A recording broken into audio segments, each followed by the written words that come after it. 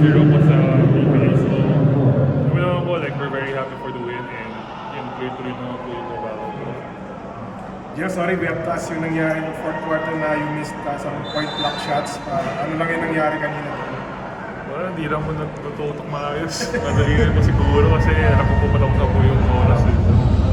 Pero, what a way to, kahit ganun yung nangyari, you guys are like naging lang yung, ano ba sinabi sa inyo ng mga teammates mo after that shot? Kinausap po ako ni Boss Philo eh. Sabi po niya na wala, kapag tuloy mo lang kasi wala eh. Diba? Pero ayun, lucky enough na may chance po kami na makapag-overtime and yun, nakabawi naman po.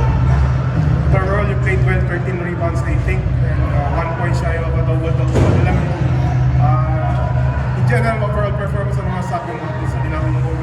Tingin mo mas better doon sa first game? A lot better kasi po ngayon mas kalmado naman ako in a way. Pero yun, dahil ko pa rin yung puntiya na tutok na lang with this pa eh. Yun siguro sa tigil pa rin. Pero ako kasi naman na mas okay naman ako ngayon. Yun, tuloy-tuloy pa rin naman po yung trabaho. It seems like you also medyo comfortable ka rin sa offense ninyo. There was a point na fast break, ikaw pa yung tumapos with a dunk. Yung touch mo dun sa offense na ninyo. Well, sa amin naman po kasi we're just trying to run. Dahil nga yung kanina may opportunity nga po, dapat nakadalawa pa nga, di ba? Pero yun, may opportunity naman po, takbo lang po yung takbo.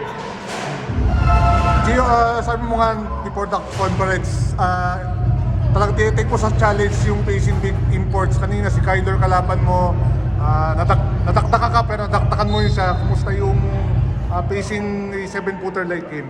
I mean, props to him, he played really well.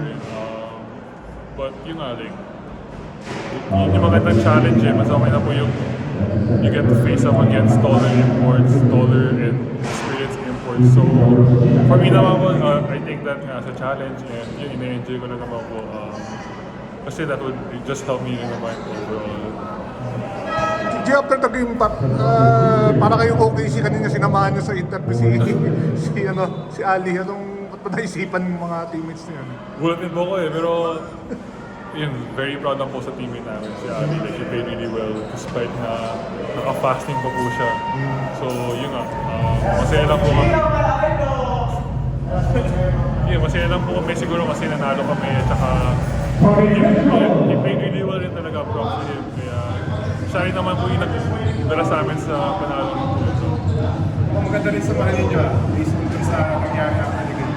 I mean, si Ali naman po yung sinasabi nga po nila Coach Ronald na yung energy na talaga niya na dinadala niya sa amin, like very infectious talaga. And he's a really nice guy.